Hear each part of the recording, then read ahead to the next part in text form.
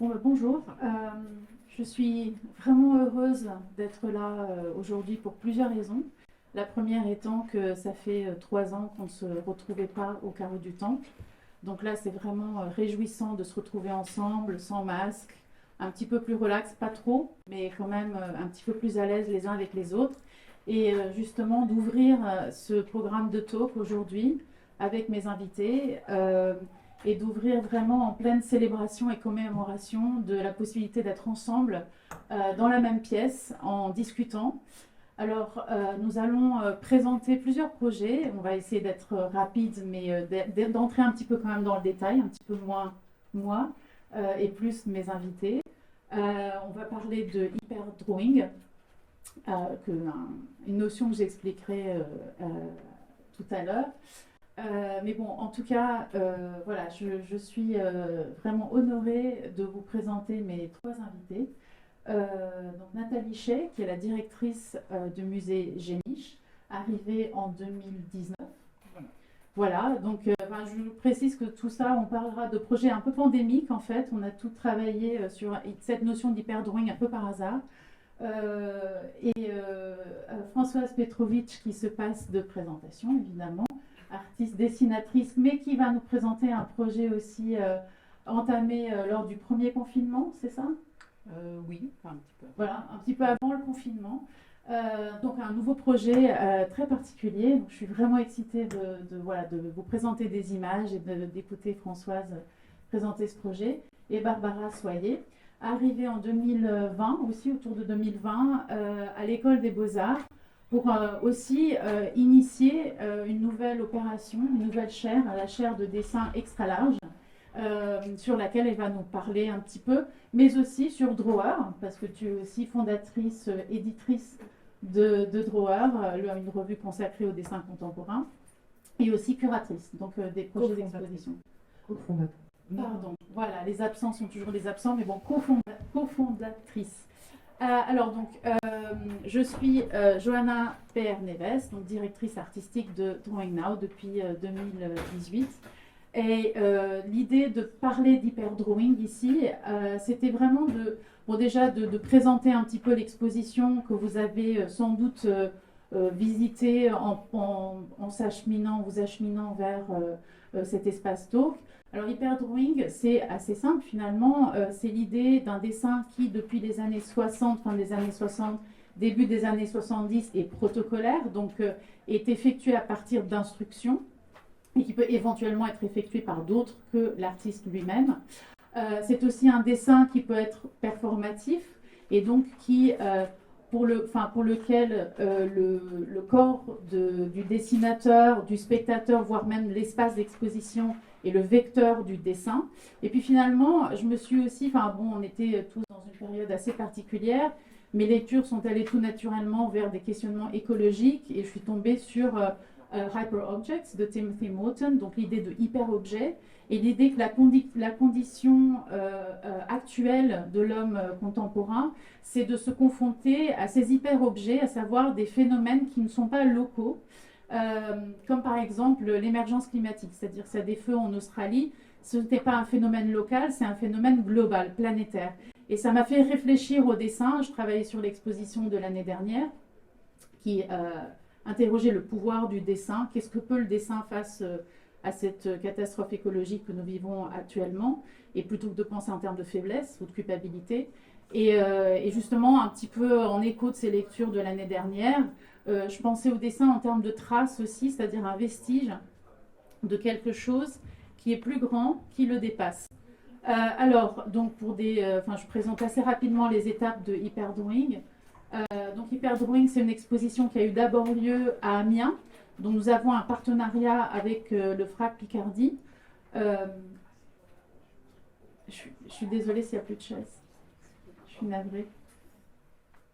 Alors, donc l'exposition a eu plusieurs étapes. Elle est passée par le FRAC Picardie, au mois de mars, et la Maison de la Culture d'Amiens, de par un partenariat qui est nouveau, on en est à notre 2e année, on a signé un partenariat pour 3 ans avec le FRAC Picardie, et donc des expositions se font en amont de la foire, et là vous avez une image de Hyperdrawing, un dialogue entre Catherine Strobel et Boriana Petkova, pardon. Et qui, en fait, ce sont 2 artistes qui non seulement dessinent, prennent l'espace comme l'espace du dessin, mais qui utilisent aussi le corps comme élément performatif du dessin, mais aussi objet du dessin. Il y a un vrai parcours, et ce qui sera traité justement demain dans un talk qui s'appelle The Body of Drawing, ou le corps du dessin. Et donc, ils passent un petit peu, qui font en sorte que le corps dessinateur soit aussi le corps dessiné et le corps performeur. Alors, je passe assez vite. Alors, ça, c'était une vidéo. Je suis désolée, Emmanuel, qui est ici.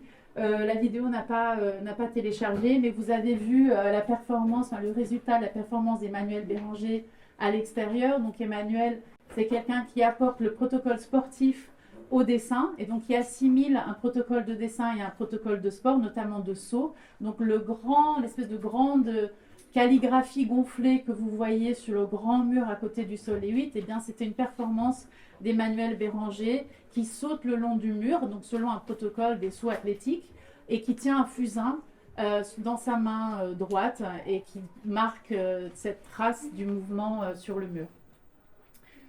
L'autre exposition d'Hyperdrawing, l'autre invitation qui a été lancée à une autre artiste qui fait partie de l'exposition ici aussi, qui a eu lieu à la Maison de la Culture d'Amiens, c'est Stéphanie Mancy, qui est une artiste qui va dans la nature, qui absorbe les sons de la nature, notamment le monde naturel, végétal, aquatique, et qui du coup utilise les matériaux très traditionnels du dessin, la gravure, le graphite, le fusain, et qui va investir toutes sortes de surfaces. Ça peut être une feuille de papier comme le mur que vous avez vu, mi-palier en descendant vers le niveau inférieur, de ces impressions physiques. Donc elle n'est pas dans la représentation de la nature, elle est dans l'incorporation de la nature et dans cette traduction, on va dire, des impressions qu'elle a pu vivre quand elle est en immersion dans la nature. Voilà, je passe très vite sur ma proposition. L'idée d'inviter donc ces trois artistes, curatrices et directrices du musée Vevey que vous venez de voir tout à l'heure, présent, c'était qu'il y a une coïncidence. On a toutes les 3 travaillé à grande échelle, mais aussi sur cette idée d'un dessin un peu gonflé, qui sort un peu de la feuille et qui intervient dans l'espace. Donc Nathalie va vous présenter l'exposition Dessin XXL, dessin à grande échelle. Voilà, XXL, le dessin en grand. Et je vais passer les images. Très bien, merci beaucoup Johanna, tout d'abord pour l'invitation. Bonjour à toutes et à tous. Nous devrions être 2 ici présents puisque c'est une exposition qui a été préparée en collaboration avec Pamela Gerda, ici présente, qui travaille avec moi au musée Yéniche-Vevey.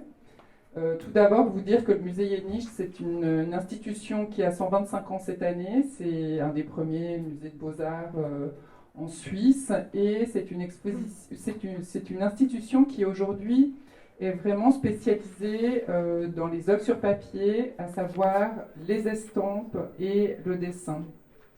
Alors l'ironie, c'est que c'est un petit musée et que nous avons décidé d'y faire en 2021 une exposition consacrée au dessin XXL. Alors vous allez voir un certain nombre d'images qui vont défiler. Évidemment, une des choses qui est singulière dans le dessin XXL, c'est que on connaît le dessin pour être souvent un témoignage du processus de création, c'est-à-dire relativement souvent une esquisse, une ébauche, une épure. Et puis, eh bien, là, on se retrouve devant des œuvres qui ont d'autres dimensions. Ça implique pour la réception de ce dessin, évidemment, une autre approche qui est différente, qui va engager, au fond, le corps du regardeur, de celui qui regarde. Et pour le petit format, on a l'habitude de voir s'approcher du dessin, d'une certaine forme de contemplation. Or, quand on est devant des œuvres de ces dimensions-là, alors là, c'est un artiste suisse qui s'appelle Alain Huck, qui dessine de grandes œuvres au fusain. Vous allez évidemment, dans les images qui vont défiler, reconnaître des artistes que vous connaissez, comme Françoise Petrovitch ou Jérôme Zonder ou Anaïs Delièvre, que vous connaissez bien ici, mais aussi d'autres artistes qui sont des artistes qui sont issus soit de Suisse romande, soit de Suisse alémanique. Et donc, je le disais, s'interroger sur le dessin XXL, c'est aussi s'interroger sur les modalités de sa réception. Et c'était donc un des aspects que, Johanna, sur lequel tu voulais que je revienne.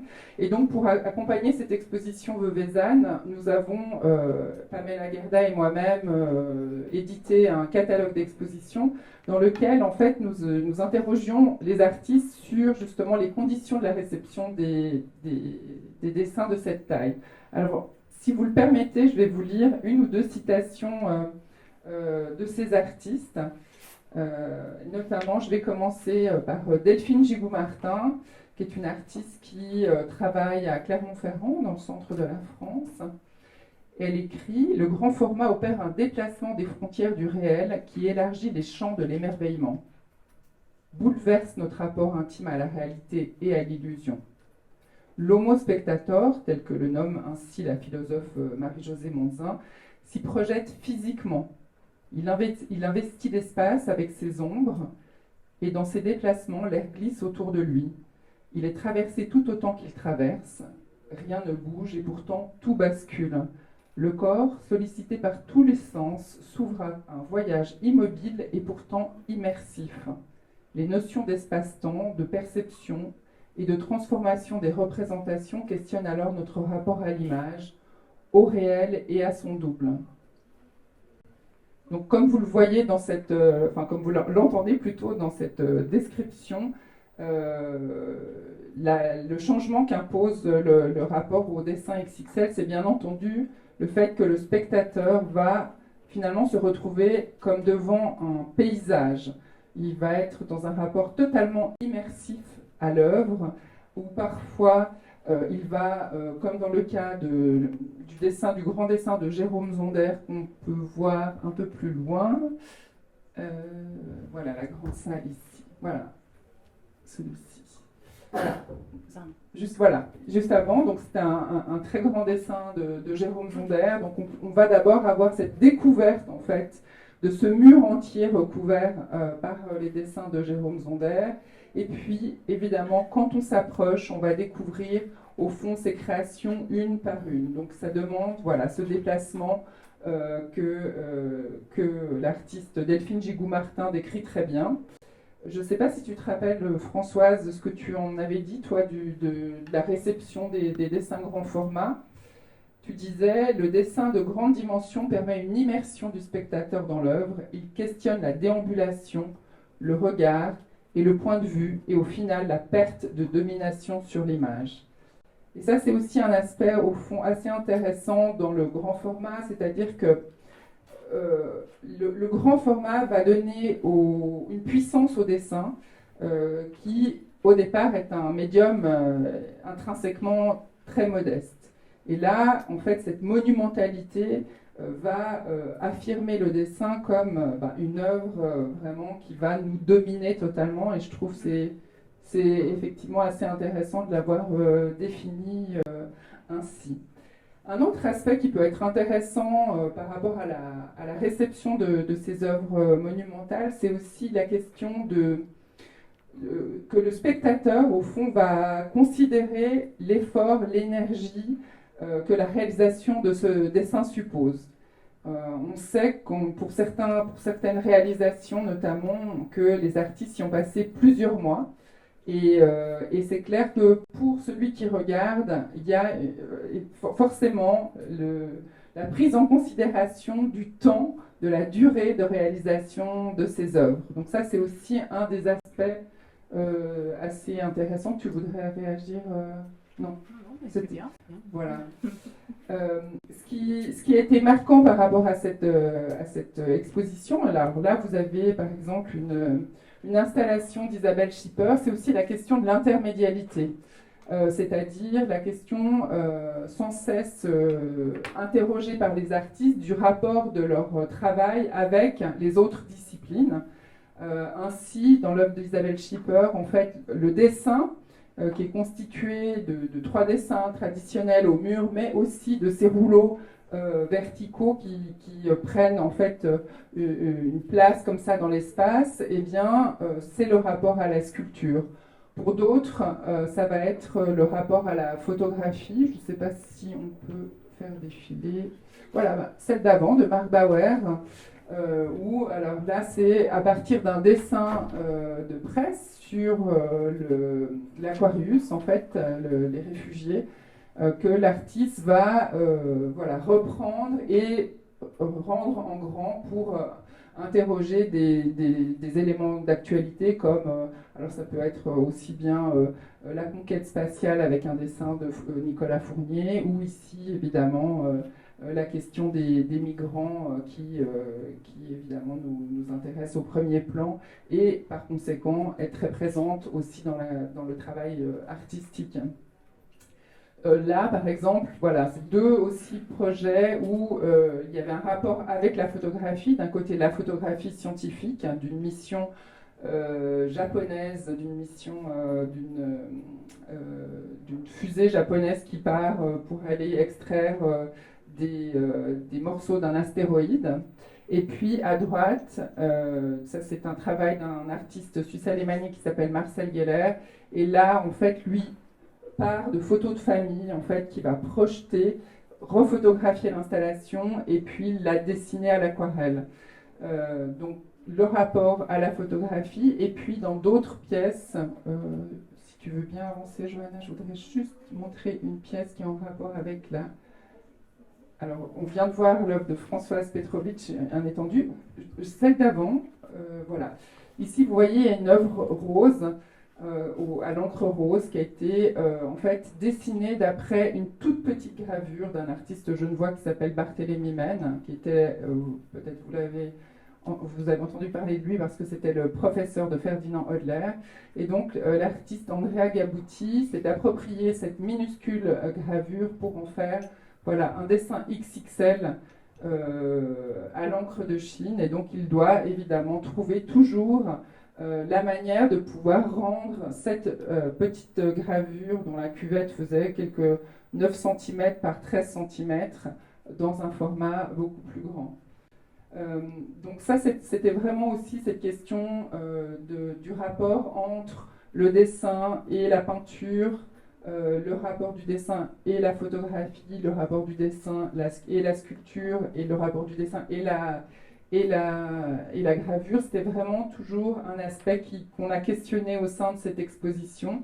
Et puis on a aussi voulu interroger, pour terminer, le rapport du dessin avec les nouvelles technologies. Et là, dans ce dessin-là, justement, dans cette photographie-là, pardon, vous avez une installation de Delphine Gigou-Martin, dont je vous ai donné la citation préalablement, donc qui, elle, travaille son dessin avec des projections, donc sous la forme d'une image animée qui est projetée tant au plafond que sur les murs qu'au sol. Alors on voit pas, malheureusement la photographie ne rend pas tout à fait hommage à la qualité du travail artistique de Delphine Gigou-Martin.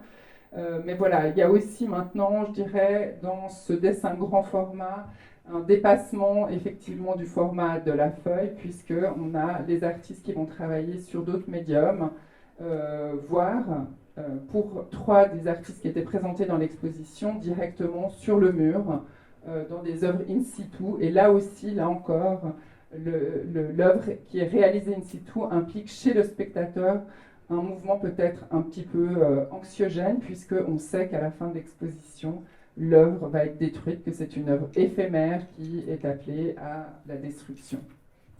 Est-ce que nous allons passer à Barbara Soyer tout de suite? Mais juste une petite question, en fait, par rapport à cette échelle en fait, du dessin, qui a un impact certainement sur la façon dont le spectateur déambule dans l'espace. Est-ce que ça change la réception, justement, ou même le comportement du spectateur dans l'espace? Et puis, par ailleurs, est-ce qu'il y a eu aussi une nouvelle perception de l'architecture du musée? Alors, pour répondre à cette question, ce serait peut-être utile de voir l'installation de l'œuvre d'Anaïs Lelièvre, puisque, en fait, on a vraiment transformé le musée, voilà, transformé le musée. C'est-à-dire que les gens, quand ils arrivent, ils sont habitués à un décor de mosaïque au sol. Et pour l'occasion, en fait, on avait fait appel à Anaïs Lelièvre qui a réalisé un dessin source d'une pierre qu'elle a dessinée en Valais. Elle était en résidence donc en Suisse. Et à partir de ce dessin source, elle va produire avec les outils informatiques des plaques en PVC qui sont installées dans le musée. Donc là, vous voyez tout un couloir qui a été recouvert de ces plaques, mais en fait, dès l'entrée du musée, au fond, la perception des visiteurs changeait puisqu'ils arrivaient et le sol avait changé. Le sol avait changé et il y avait toujours chez nos visiteurs un moment de surprise, presque un vertige, en se disant mais il se passe quoi dans ce musée? Qu'est-ce qui a changé? Avec sans l'évidence en fait de la compréhension de ce qui avait pu être déplacé ou modifié. Et ça, vraiment, cette œuvre-là, en tout cas, elle a vraiment induit, je dirais, un basculement dans la perception. Mais pas seulement, c'est vrai que aussi en termes de parcours et de déambulation, le grand format modifie complètement le rapport aux œuvres. C'est-à-dire que pour le petit format, on s'approche, on va très près, on reste un moment, on recule, on passe au suivant. Et là, dans le grand format, comme je l'ai dit au départ, effectivement, on est plutôt devant un paysage. Et donc, il y a dans le rapport à l'œuvre une forme contemplative qui est différente, au fond, de ce rapport à un travail de petit format, minutieux, qui va impliquer qu'on soit très proche pour le regarder. Là, on peut être aussi très proche pour certaines œuvres, mais néanmoins, on a besoin d'une distance et on a besoin d'un déplacement dans l'espace qui est différent. Merci beaucoup, Nathalie. Barbara, donc, tu vas nous présenter des projets qui interprètent cette idée d'échelle d'une façon très différente, à savoir cette idée d'entrer dans d'autres disciplines qui donnent une échelle différente et une dimension différentes au dessin et qui du coup viennent l'informer aussi par la suite. Donc voilà, je te laisse faire ta présentation. Dis-moi pour le défilement des images. Remarque technique. Donc on va commencer j'ai commencé par en fait par bonjour. Je suis ravie d'être parmi vous également aujourd'hui. Donc ouais, on commence par la revue The Drawer que j'ai cofondée il y a 10 ans avec Sophie Toulouse. En fait, Johanna, quand tu m'as parlé de ce talk hyper drawing, c'est vrai que je sais pas si c'est dans l'air du temps, ou je sais pas si c'est les 2 ans de confinement, etc., qu'on vient de passer, mais il y a une espèce de désir d'ouverture et de voir un peu les choses de façon plus large. Et nous, on avait envie d'explorer la thématique du mural, donc du dessin un peu comme ça, qui gonflait, comme tu le disais, du dessin qui sort du cadre, qui sort du papier, qui infuse, qui se diffuse dans l'espace, qu'on voit sur le mur qui est un support quand même premier du dessin aussi, hein, c'est quand même le premier support sur lequel les hommes ont dessiné. Donc voilà, c'est le numéro là qui vient de paraître, c'était un spécial World Drawings avec des artistes français et internationaux aussi différents que là, je crois qu'il y a David Tremblay, par exemple, qui lui fait le tour du monde et appose ses muraux sur des édifices, des bâtiments, même dans le paysage aussi, il dessine avec ses mains, ou pas que ses mains d'ailleurs, d'autres outils. Voilà, donc là c'est juste des petits extraits de pages sur. Là c'est Camille Chastan, qui est une jeune artiste qui est sortie de la Villa Arson il y a 2 ans et qui a investi la Drawing Factory et son atelier, qui a carrément dessiné un papier peint à même le mur, donc avec un motif très ornemental, fleuri, etc., puisqu'elle s'intéresse beaucoup à la question du décoratif, elle le revendique également. Voilà, donc là, c'est Peter Soriano, qui aussi est un sculpteur qui ne sculpte plus, mais qui dessine sur les murs directement. Enfin, voilà, donc j'avais mis quelques doubles pages extraites du volume tout récent pour évidemment, nous, le fait de s'intéresser au dessin dans cette dimension la plus éclatée, c'est quelque chose, et la plus diversifiée, la plus large, c'est quelque chose qui nous anime et qui nous intéresse depuis les débuts de la revue. En fait, on a toujours voulu inviter des plasticiens, des dessinateurs, mais aussi d'autres créateurs à venir nous montrer et exprimer le dessin et sa pratique dans la revue. C'est un exercice difficile en fait, parce qu'on s'est rendu compte que les gens qu'on invitait, les créateurs qui n'étaient pas des artistes plasticiens, avaient du mal à avoir une forme de liberté par rapport à ce médium. Euh, voilà, en fait, je dis ça parce que je veux faire une transition en fait, avec la chaire de dessin extra large dont je m'occupe depuis 2 ans aux Beaux-Arts de Paris, où là, effectivement, il s'agit non pas seulement d'envisager le dessin en dehors du cadre de la feuille, dans cette dimension classique, dans une forme de monumentalité, mais aussi dans plein de champs différents, d'aller voir vraiment ailleurs, partout, dans les domaines d'autres champs de la création. Ça peut être la danse, la musique, d'aller voir dans les sciences, en fait, de s'intéresser à toutes les formes d'écriture et à toutes les formes de graphie. Voilà, donc oui, avant on a passé quelques...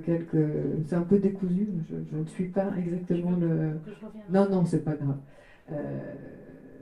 Donc en fait, la chaire de dessin extra large, voilà, c'était l'idée de décaler la question du dessin, d'aller voir ailleurs, d'explorer un peu ces manifestations, l'expression et les manifestations du dessin dans d'autres champs, d'inviter des scientifiques, des chercheurs, des créateurs de différents horizons à venir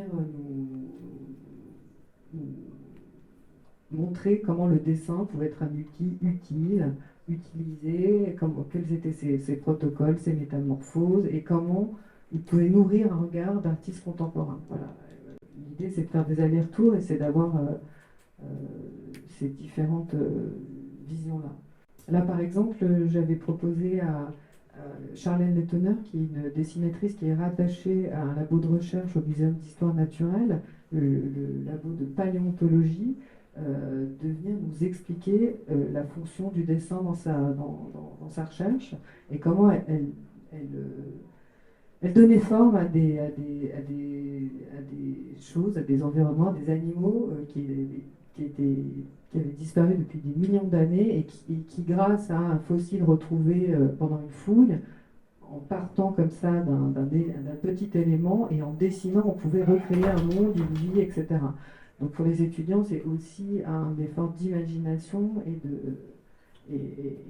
un terrain d'investigation assez incroyable. Donc on était parti comme ça de documentation autour de la forme possible de cet animal, etc., pour arriver à une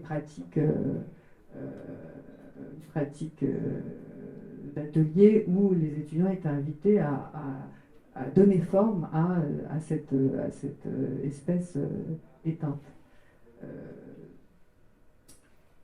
Voilà, donc c'était assez passionnant. Ça se passait dans l'Amphibe Morpho de l'École des Beaux-Arts de Paris. L'idée aussi, c'était d'explorer, et c'est toujours d'ailleurs l'idée d'explorer le dessin dans le champ de d'autres domaines des arts appliqués, d'aller du côté de l'artisanat, etc., de savoir comment on dessine un objet. Là, en l'occurrence, Pierre-Marie venait. Pierre-Marie, c'est un dessinateur, c'est un décorateur, c'est un ornemaniste. Donc en fait, le dessin et le motif, c'est vraiment la base de sa pensée, de sa vie, de son travail. C'est quelqu'un qui a par exemple dessiné intégralement l'espace dans lequel il vit, du sol au plafond. C'est-à-dire qu'il a dessiné les motifs du papier peint, il a dessiné les motifs du carrelage, il a dessiné les lampes, les objets dans son intérieur, qu'il a fait réaliser avec des artisans en d'étroite collaboration. Donc vraiment, c'est quelque chose d'assez spectaculaire et étonnant. C'est vraiment une vie de dessin en dessin. Et là, par exemple, il avait dessiné le motif que vous voyez sur ce vitrail qui est un paravent, qu'il a fait réaliser chez un vitrailliste parisien assez réputé. Et donc l'idée, c'était de voir comment un dessin peut être appliqué comme ça à un objet artisanal, voilà, et comment on peut aussi, et puis le vitrail est aussi un support plein d'artistes contemporains aujourd'hui, mais c'est une technique et un support qui demande des connaissances particulières. On ne peut pas faire n'importe quel dessin, etc. Donc c'était voilà, une petite familiarisation, une petite sensibilisation, une première étape avec cette technique. Ronan Bouroulec aussi est intervenu à l'école pour nous parler de sa pratique du dessin, qui est évidemment essentielle puisqu'il est designer, donc il passe son temps à dessiner des objets, mais il dessine aussi de façon libre des choses plus personnelles et plastiques qui n'ont pas forcément à voir avec ses projets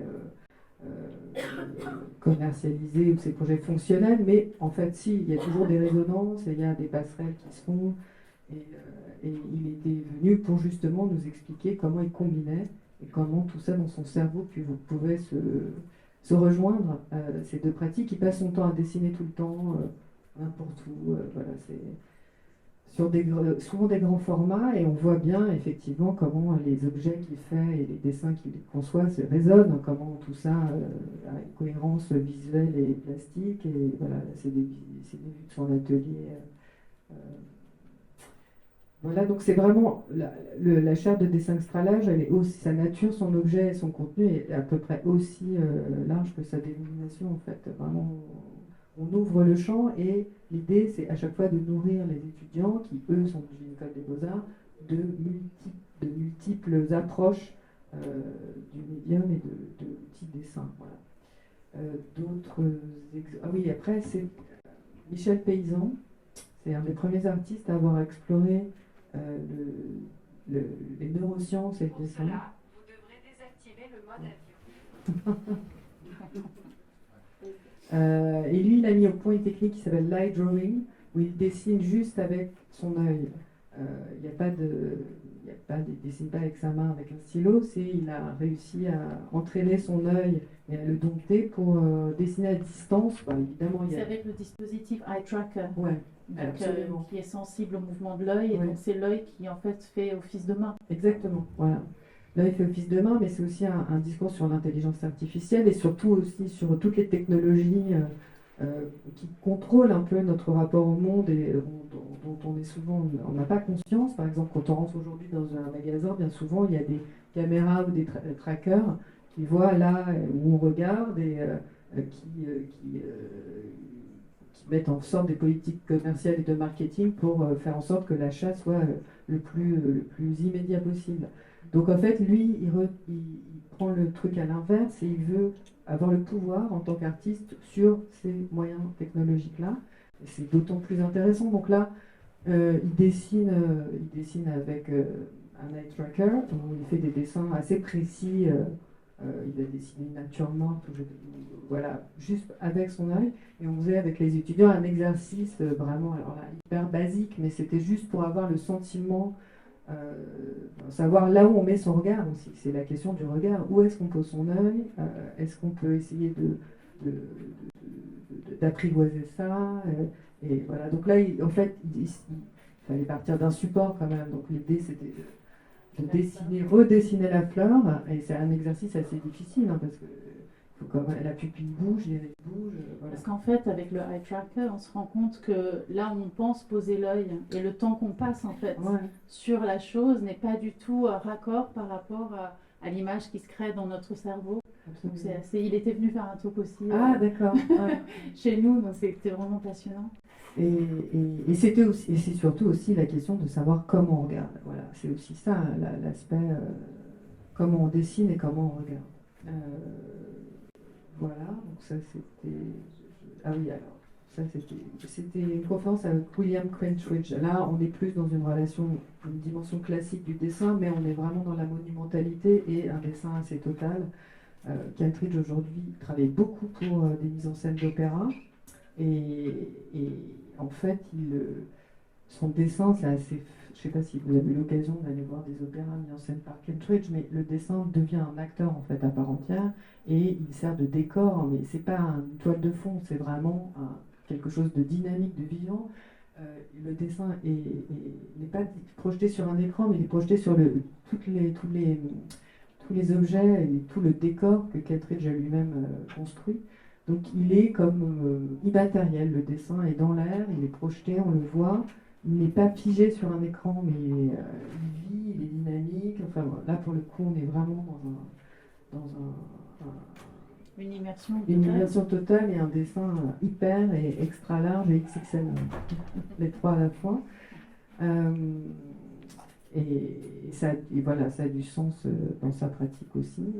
Et ça, c'est une dernière invitée qu'on avait à l'École des Beaux-Arts, c'était une chercheuse qui s'intéresse à toutes les représentations graphiques et des données et à la cartographie en l'occurrence, comment on dessine le monde.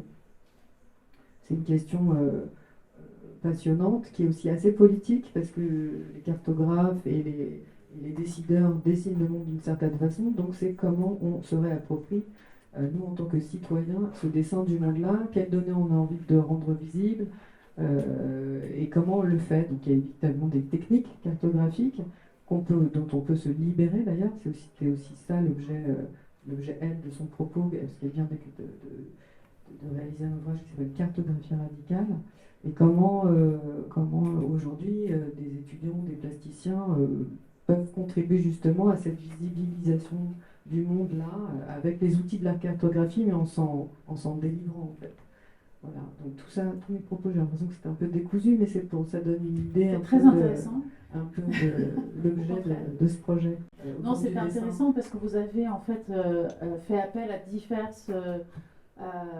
divers savoir-faire en fait en dehors du dessin, mais qui impliquent le dessin d'une façon assez invisible finalement pour le public, mais aussi pour les étudiants. Donc ma question en fait porterait vraiment sur le feedback que tu as eu jusqu'à présent à la suite de ces workshops.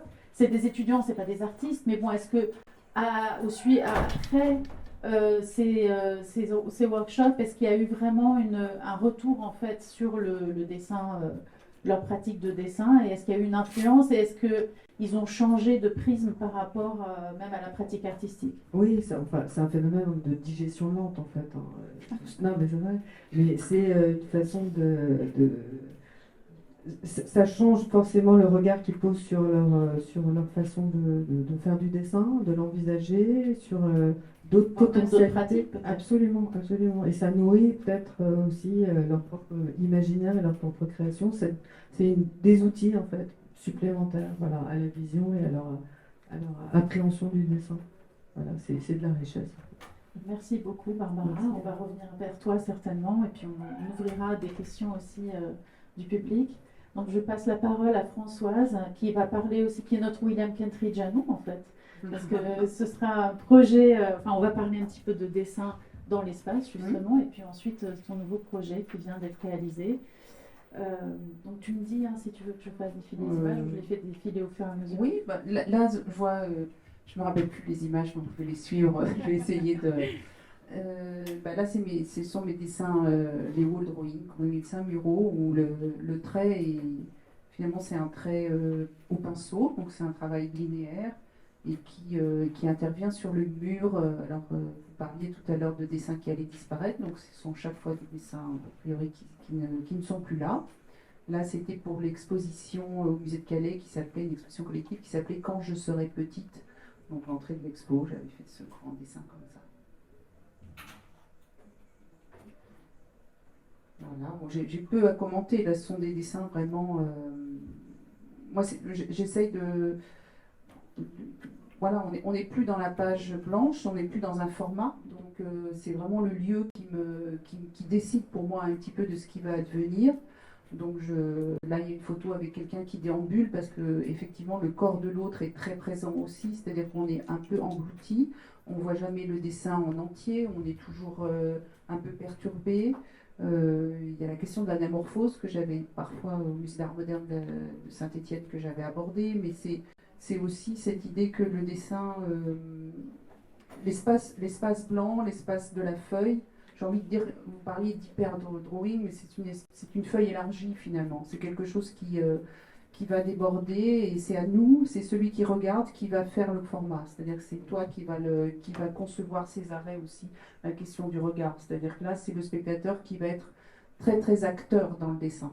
Il y a une inversion aussi en fait de la perception du dessin, parce que normalement tu dois t'approcher pour percevoir, et là tu es happé par... Là tu es happé, et en même temps tu dois te reculer. Donc il y a une distance, il y a un mouvement du corps, et puis il y a aussi quelque chose de fragmentaire qu'on reconstruit dans sa tête. Et ça, je trouve que c'est intéressant sur le regard aussi, c'est-à-dire que tu as rarement l'occasion d'aborder, le photographe le fait, mais en réalité, tu n'abordes pas comme ça un dessin mural, tu le frôles et tu vas le voir et pas le voir. Et d'ailleurs, la performance que j'ai vue hier, voilà, D'Emmanuel Béranger. bah oui, j'étais très près du mur et j'ai vu ce mur comme ça tracé, ce mouvement tracé. Et là, ça fait effet, enfin, je veux dire, on fait écho à ces grands dessins. Et donc, ma question pour toi, en fait, c'est comment est-ce que tu prépares justement, comment est-ce que tu anticipes, est-ce que tu travailles sur maquette, par exemple, est-ce que tu fais des miniatures Ah non, ensuite pas du tout, projetées, pas comment du est-ce que tout. tu décides justement Non, du non, dessin et du motif Bah, je vais voir le et la lieu. localisation? Je vais voir le lieu, j'essaye de comprendre ce qu'il en est au niveau de la lumière, parce que c'est très important. Hein, voilà, c'est un dessin qui existe dans une lumière aussi. Donc, passe l'autre d'après. On va voir justement les déplacements, c'est-à-dire c'est aussi des jeux d'espace où il y a plusieurs enfilades de pièces parfois. Et il y a eu des fois des plafonds, des sols, donc des appréhensions complètes. Et là, c'est vraiment des points de vue et je décide, j'ai un peu un vocabulaire, un corpus comme ça. Et ce corpus, il va venir, voilà. Non, non, c'est assez libre. Hein. Il y a pas je fais pas de dessin à l'ordi.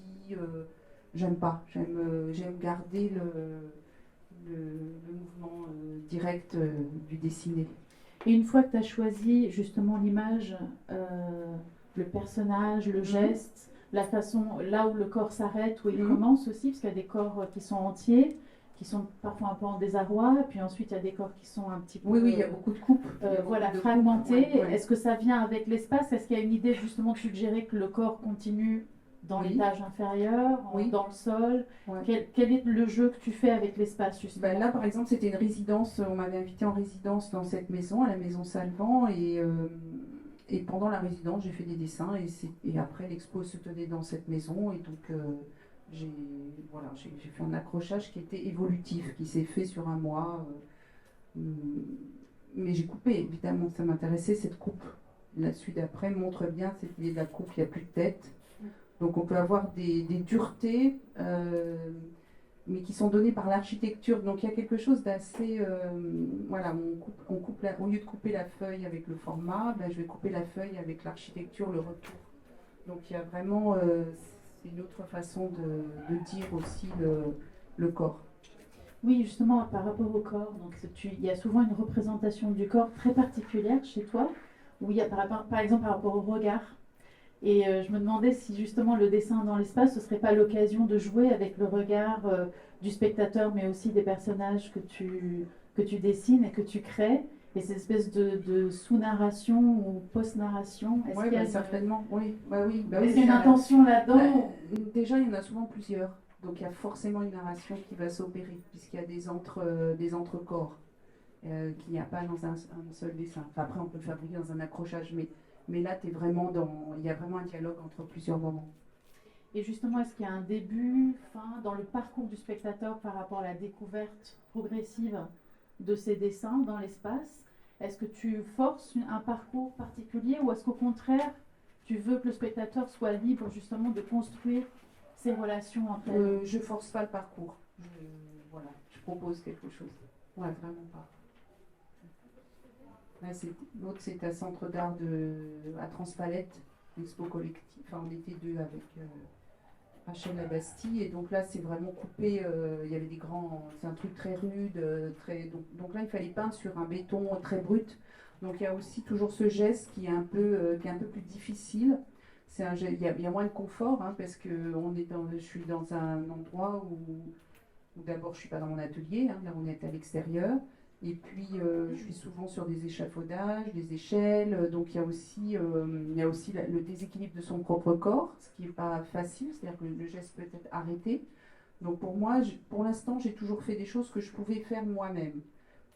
Si tu veux, je sais que tu parlais de processus au début, ou des protocoles voilà, alors ça pourrait être, peut-être quand je serai plus vieille, je ferai faire des dessins par d'autres, et puis mais pour l'instant, je me dis que ça reste l'échelle, c'est aussi ma limite, c'est-à-dire je me dis que c'est ce qui est possible humain, C'est-à-dire qu'il y a une relation à ce que l'on est possible, parce que la technologie permet beaucoup de choses, permet d'agrandir très fortement des photos, alors on pourrait agrandir aussi très fortement des dessins, mais j'ai envie de refuser ça. C'est une espèce de résistance aussi, de se dire que ce que je peux faire, c'est ce qui va être ma limite d'échelle, c'est ce qui va être ce que je pourrais faire à ce moment-là. Ça m'intéresse d'être dans cette résistance un peu humaine, entre guillemets, je sais pas, c'est un mot un peu basique qui est bête, mais c'est une résistance un peu à cette hyper technologie, à cette possibilité d'ultra. Tu vois, quand vous parliez d'XXL, je pense que toutes les choses XXL, elles ont une force plus forte si elles sont venues d'un seul et d'un corps. Pour moi, il y a une émotion plus forte. Et même quand tu parlais du temps de réalisation d'un seul qui va faire un dessin pendant 3 mois, je pense qu'on respecte, il y a un respect, il y a quelque chose de fascinant, de magique dans cette question-là. Et effectivement, le fait que ce soit fait par une personne a plus de force que si elle est faite par 50 mecs qui vont dessiner en même temps. Ça n'a rien à voir. Tu vois, ou une machine qui va répéter un geste. Pour moi, j'ai pas du tout. Donc voilà, c'est ce que je fais, c'est ce que je peux faire. Est-ce qu'on peut dévoiler un petit peu le processus justement, parce que tu parlais d'aller à l'extrême, jusqu'où tu pouvais aller à l'aide d'échafaudage, etc. Comment est-ce que tu effectues ce dessin-là? Parce qu'on va parler un petit peu de peinture, en fait, des matériaux que tu as utilisés pour ton projet à l'Opéra de Rouen. Mais là, justement, tu es dans le contrôle, en fait. Tu es dans un territoire, ici encore, qui est plus, familier, on va dire. Oui, bah, c'est de la ligne, c'est de la projection. Je projette, mais en même temps, je vois pas grand-chose parce que je suis devant. Mais je connais le dessin et puis je le fais. Et je veux aussi le faire rapidement pour que le geste soit rapide, qu'il n'y ait pas d'arrêt. Mais c'est ça justement, c'est qu'en fait, contrairement à l'atelier, tu es vraiment dans une ligne que tu ne peux pas embrasser complètement de ton regard, en fait, quand tu es dans le faire. Non, jamais. Qu'est-ce que ça change pour toi, justement, dans cette... Ça change que je me dis, je recule, puis je dis ouais ou pas, mais voilà. Si c'est pas... Si c'est pas, écoute, ça n'est encore pas arrivé, après j'accepte plus ou moins, hein. C'est une question d'acceptation. Mais par exemple, j'ai eu une commande pour un immeuble, une œuvre. Donc j'ai décidé là de travailler sur un mur béton. Donc l'immeuble était achevé, le mur était béton lisse. Et là, je ne pouvais pas, entre guillemets, refaire parce qu'il fallait qu'ils refassent tout le mur et qu'on était en fin de chantier et qu'ils étaient en livraison. Donc là, ça a été compliqué. Je l'ai fait, mais si tu veux, c'était un peu stressant. Mais voilà. Et la question de la couleur, en fait, parce que c'est vrai, c'est un dessin linéaire, contrairement à ce qu'on peut voir, par exemple, à la galerie Sémiose en ce moment, à tes dessins magnifiques, avec ces couleurs absolument incroyables, des verts. Et là, on est vraiment dans une ligne de couleurs. Comment est-ce que tu as choisi justement ce rouge, par exemple? Ça, c'est venu d'une série de estampes qui s'appelle Rougir, que j'ai menée de 2005 à 2015, où pendant 10 ans, j'ai édité, imprimé des estampes. Et c'était un peu comme un carnet de croquis qui devenait... c'est des petites choses que je note dessinées et qui devenaient des estampes sérigraphiées, donc des sérigraphies. Et ces sérigraphies, elles étaient possibles à chaque fois que j'étais invitée. C'est les commanditaires qui avaient par exemple un budget de production et ça me permettait de réaliser 3, 4, 5 estampes. Donc je ne décidais pas du nombre, je décidais simplement du motif. Et ça permettait de traverser ma vie pendant 10 ans avec des choses qui finalement redevenaient murales puisque chaque fois je donnais au lieu qui les présentait la possibilité de les accrocher comme il voulait.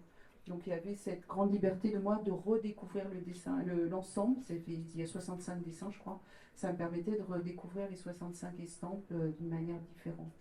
On dirait que pour toi, le protocole, ça tient plutôt au temps, en fait. Je pense à Radio Petrovic, justement. C'est vrai. Souvent, tu te donnes des contraintes temporelles, on dirait, ou peut-être plutôt une liberté temporelle pour être vraiment sur quelque chose d'assez répétitif, finalement. Oui. C'est pour me ralentir, j'ai envie. Tu vois, la question du temps, c'est une vraie question d'art plastique. Moi, ça me questionne de plus en plus la question du temps. Je pense que c'est la vraie question des arts plastiques. Mais et le fait d'avoir un protocole nous ralentit, c'est-à-dire oblige la répétition. Moi, j'ai du mal à répéter. C'est-à-dire que je suis plutôt dans quelque chose qui va s'ouvrir, quitte à même se désagréger en s'ouvrant. C'est le travers de ça. Et du coup, les protocoles peuvent m'arrêter et peuvent aussi répéter et d'une manière lancinante peuvent à un moment donné faire sens aussi. Donc je cherche un peu, c'est une bouée si tu veux, pour pas aller trop ouvrir. En en parlant de temps, justement, on va passer peut-être à ton projet qui est, lui, limité dans le temps, ce dernier projet sur lequel tu viens de travailler. On a encore quelques images, justement, de ces couleurs, enfin, de ces figures dans l'espace. Et là, justement, on passe à un spectacle éphémère, par définition, un petit peu comme le dessin mural. Mais là, c'est un projet, tu présenteras certainement mieux que moi, mais pour la première fois, en fait, tu as fait, j'hésite à dire un décor d'opéra, parce que c'est pas vraiment ça, en fait, un petit peu comme ce que Barbara disait à propos de Kentridge. En fait, tu as vraiment investi toute couleur, toute décoration, toutes les habits, le maquillage, le rouleau dessiné derrière qui circulait. Donc c'était vraiment, tu as fait un opéra en fait. Tu as fait en sorte que tes dessins fassent partie de l'opéra. Ouais, c'était une invitation de l'Opéra de Rouen. C'est une création donc, qui a été donnée à Arthur Lavandier, qui est un compositeur de musique d'opéra, qui a fait un opéra contemporain, qui a écrit cet opéra. Et le livret a été écrit par Frédéric Boyer, c'est le directeur de POL, donc il y avait un livret extrêmement, je dirais, savant et poétique. Enfin, j'aime beaucoup son écriture. Et moi, on m'a dit, Françoise, on aimerait que tu participes au projet. Et donc, moi, la musique n'était pas écrite, donc j'ai travaillé à partir du livret. Je n'ai pas travaillé donc à partir du texte. C'était aussi un chœur il y a 44 adolescents qui chantent. Donc, il y a des voix, des très belles voix de chœur, et il y a 5 solistes. Voilà, donc, et j'ai donc réalisé, j'ai imaginé assez vite de faire un décor déroulant, c'est-à-dire ah oui, alors le sujet, évidemment, je loupe le truc le plus important, ça s'appelle L'abrégé des merveilles de Marco Polo, donc c'est ce voyage un peu d'un personnage qui part à Venise, adolescent, il a 16 ans, et il va revenir plus de 25 ans après, et c'est le récit de son voyage. Donc, il n'était pas question d'illustrer les hauts faits de Marco Polo, d'ailleurs, ce n'était pas dans le livret, mais c'était de parler, c'est un peu, il ne revoit jamais sa mère, il y a cette idée de la perte aussi de sa mère, voilà, il y a quelque chose de très très très beau sur voilà, donc j'ai dessiné des ados, c'est des jeunes hommes. Juste une question, est-ce que c'était une exception pour toi de travailler sur une narration spécifique? Est-ce que c'est quelque chose que tu fais toi, justement, quand tu fais ton propre travail? Je ne fais pas vraiment, mais je l'ai déjà fait, enfin, tu vois, c'est possible. Tu l'as fait intérieur, non, mais ça dépend, c'est des fragments, mais je peux avoir des liens avec de l'écriture, du livre. Souvent, j'ai travaillé avec des écrivains, donc je suis assez proche de la fiction, de l'écriture. Et là, on m'a dit, normalement, j'avais déjà travaillé en décor avec le CCN de Roubaix pour une grande pièce qui s'appelle Adolescent, je travaille plutôt avec des danseurs. Et on avait projeté les dessins, on les avait imprimés sur très très grande tenture. Et là, on m'a dit, mais Françoise, est-ce que tu accepterais de peindre vraiment le décor? J'ai dit, mais c'est génial. Moi, je pensais même pas que j'avais le droit. Parce que comme on est dans une habitude de reproduction, tu vois, je parlais de la technique, donc on a un peu des réflexes actuellement puisqu'on peut reproduire en très grand, on va le reproduire en très grand, c'est moins casse-gueule, on sait où on va, on part d'une maquette, tout le monde la valide, elle est reproduite, c'est beaucoup plus facile. Finalement, c'est plus confortable pour tout le monde. Et le chef technique de l'opéra, Barallon, qui avait travaillé avec Chéreau pendant de nombreuses années, m'a dit mais moi je vois un atelier d'artiste, je voudrais que est-ce que tu es OK pour... Et moi je dis mais c'est formidable, parce que je pense que je l'ai fait là, je le referai peut-être jamais. Et donc j'ai imaginé un décor déroulant comme un voyage immobile, comme c'était le voyage de Marco Polo. Et donc j'ai travaillé dans les ateliers de Rouen, j'ai fait une toile, je l'ai peinte avec... et elle fait 30 mètres sur 8 mètres. Donc j'étais complètement immergée dans la peinture, dans la couleur, dans le dessin. Et ça pendant 15 jours, mais... Bon, ça, c'était avant le confinement, évidemment. Enfin, c'était un peu le moitié du confinement, je m'en rappelle plus. Voilà. Et donc, en fait, là, donc les images que nous allons voir défiler, c'est toi sur cette toile. Bah oui, je travaille à plat, du coup, forcément, parce que je voulais pas que comme à l'atelier, en fait, tu travailles comme un atelier, à plat, mais en même temps, pas vraiment. Parce que tu marches sur la toile. Et est-ce que tu as eu des gens justement qui ont travaillé avec toi? Est-ce que pour la première fois, finalement, Bah, Tu parlais justement de ne pas faire en sorte que d'autres fassent ton alors j'ai dessin. fait attention à qu'il n'y ait pas d'autres qui fassent mon dessin. Ça c'est vrai que j'étais assez terrible là-dessus. Mais du coup j'ai travaillé quand même avec Monsieur Dudement qui était le décorateur. Et lui il a la technique, hein, ça fait 30 ans qu'il fait ce métier. Mais en même temps moi je voulais de l'encre, donc parce que je voulais des coulures, je voulais qu'il y ait de l'aléatoire. Donc du coup c'est pas d'habitude il ne travaille jamais comme ça, il travaille toujours avec de l'acrylique et il recouvre. Et je voulais qu'il n'y ait aucun recouvrement. Donc aucun recouvrement, ça voulait dire préserver les réserves jusqu'au bout du travail, ce qui n'était pas facile. Excuse mon ignorance, ça veut dire quoi, recouvrement? Recouvrement, bah, si tu veux, quand tu travailles à l'acrylique sur une grande toile comme ça, tu peux, bah, je sais pas, tu fais un bateau, puis le bateau ne te plaît pas, tu t'en fais un cavalier, quoi. Enfin, Oui, tu oui. vois, tu recouvres. Alors que là, tout ce qui était marqué devait rester. Voilà. Donc c'était one shot quoi.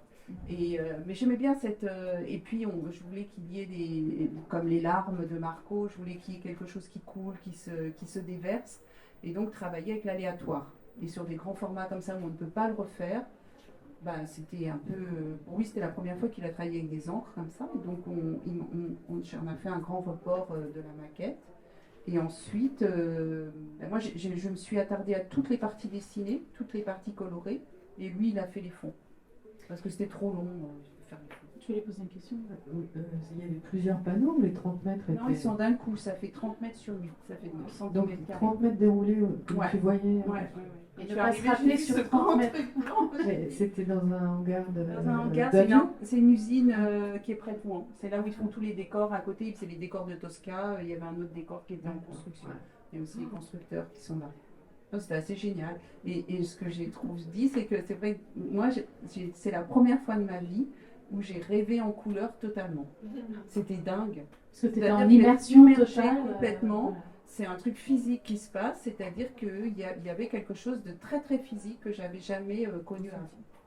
Et donc cette aventure justement de travailler sur cette énorme toile de 30 mètres, ça s'est reporté aussi, ou ça s'est prolongé aussi sur le corps même des performeurs et sur la scène. Donc est-ce que tu peux nous parler aussi de cette commande que tu as eue qui s'est étendue justement à toute la scène finalement Ouais. et les éléments de décor? Après, on m'a demandé finalement de faire les costumes, maquillage, coiffure, donc ça c'était chouette. Je l'ai fait. Alors, ce que j'ai fait, de manière simple, j'ai imaginé que les personnages descendaient du dessin. Donc, ils étaient une seule couleur, et ils étaient avec une face blanche, comme si c'était une page blanche, et on dessinait leurs yeux comme des taches de couleur, et la coiffure. Enfin, tout était comme s'ils étaient sur un dessin et qu'ils descendaient, donc ils font vraiment partie. Je pense que tu n'as pas les images parce que c'était la semaine dernière, c'est dimanche qu'on a. Ouais, c'est samedi la dernière représentation, donc je viens juste de sortir de la fabrication. Là, j'étais encore dans l'atelier, mais sinon, il n'y a rien sur scène parce qu'on l'a joué la semaine dernière, quoi, voilà. Et qu'on a tout monté au dernier moment. Moi, je me suis mis au milieu, là, vous voyez, en petit, en blanc. On voit quand même là des personnages justement. Oui, sur bah là, on cette faisait image. l'essai, on l'a monté sur scène. Et donc du coup, tu as dû reporter tes couleurs à toi en fait. Ça a été très Oui, précis alors là, sur j'ai le choix des couleurs. travaillé avec Sur- une dame, avec la chef costumière, et avec quelqu'un qui travaille que la teinture végétale, et on a travaillé en teinture végétale, et on a fait toutes les... C'était super à faire. Et les chœurs, donc c'était ces 44 jeunes personnes, oui, parce que c'était jeunes enfants, on va dire, jeunes ados. Donc j'ai imaginé un dégradé, malheureusement on ne le voit pas, puisque comme c'était la semaine dernière, je n'avais pas les photos, encore, je les ai maintenant, mais il y a le dégradé des t-shirts qui me permettait de faire tout le dégradé de la toile, enfin de parler de peinture, quoi. Je voulais parler de peinture, alors on parle du dessin. Dessin. Excusez-moi, mais pour moi c'est tellement la même chose que c'est quand même pour moi un peu la même chose. Oui, voilà, je voulais te poser J'ai un cette peu du question mal à justement. Où est-ce dissocier. qu'on est? Quelle est la frontière? Enfin, sans rentrer dans des questions Mm. très formelles qui franchement ne sont pas si passionnantes que ça, mais pourquoi est-ce que tu es dans le dessin là-dedans, même si finalement tu es en train d'utiliser des matériaux de peinture quand même, Oui, oui. sur la vidéo que nous ne pourrons pas regarder parce Finalement, que je suis hors sujet. Non, tu Non. n'es pas du tout hors Un sujet. peu. Au contraire, C'est un peu. j'aimerais que tu me parles justement de cette idée, enfin le maquillage, la teinture végétale. Enfin, on est vraiment dans ce territoire très fin entre entre peinture et dessin. Bah, c'est-à-dire Ça que, m'intéresse que tu en parles un petit peu. bah, c'est-à-dire que moi, je dessine en peignant, quoi. Je dessine au pinceau. Donc, si tu veux, la matière, la limite, elle est encore. Alors, en général, je dis que tout ce qui est sur papier, œuvre sur papier, c'est du dessin. Et tout le reste va être peinture. Donc là, on est un peu peinture. Mais bon, bref. Et du coup, comme je le travaille, mes outils sont Mais est-ce que toujours c'est les le pinceaux. support qui définit vraiment que, enfin, ce que je disais, Bah, c'est ce contradictoire. formalisme donc, de enfin, nous, par exemple, ici à Drawing Now, on ne définit pas du tout le dessin Oui, comme je étant sais. sur papier. bah, je Ni sais. même les outils de dessin. Bah, il y a tellement de gens qui travaillent avec du maquillage, avec Bien sûr. voilà, tellement d'outils différents de dessin. Et du coup, voilà, je trouvais ça un peu mystérieux et je trouvais ça intéressant que tu Moi, en parles, en fait, de ce passage C'est le pinceau, c'est le. du Ouais. papier à la toile. Qu'est-ce qui préside justement ce choix? En général, le dessin, je travaille à plat et la peinture, je travaille à verticale. Non, mais ça, c'est la grande. Pour moi, c'est la grande différence. Hein. En réalité, c'est la grande différence. Le dessin, je ne peux pas le corriger. La peinture, je peux la voir et reculer. J'ai de la distance. Oui, mais c'est vrai qu'on arrive à cette idée dont on parlait au début, qui est l'idée du corps en fait. Comment le corps se comporte, Ouais. qu'est-ce qu'il fait quand il dessine, qu'est-ce qu'il fait quand il peint, et aussi la façon dont le corps finalement détermine aussi l'état d'esprit dans lequel tu es et ce que tu produis. Et est-ce que ça change justement les sujets que tu vas ou les personnages que tu vas peindre ou dessiner? Si tu veux, je travaille à ce que ça change rien. Mais vraiment. C'est-à-dire, je pensais, moi la peinture m'impressionnait beaucoup, c'est très historique, j'avais peur de peindre, je me disais que c'était quelque chose que je n'avais pas l'autorisation de peindre, quelque part, c'est pour ça que j'ai beaucoup dessiné, et que mais j'ai toujours dessiné de toute façon en fond, et voilà, je continue. Mais la peinture m'impressionne plus, et puis maintenant j'ai l'impression que la peinture, ça va, c'est comme le dessin. C'est ok. Mais c'est vrai, je sais pas que c'est ok, mais tu vois, j'y travaille, quoi. Merci beaucoup. Merci à vous trois.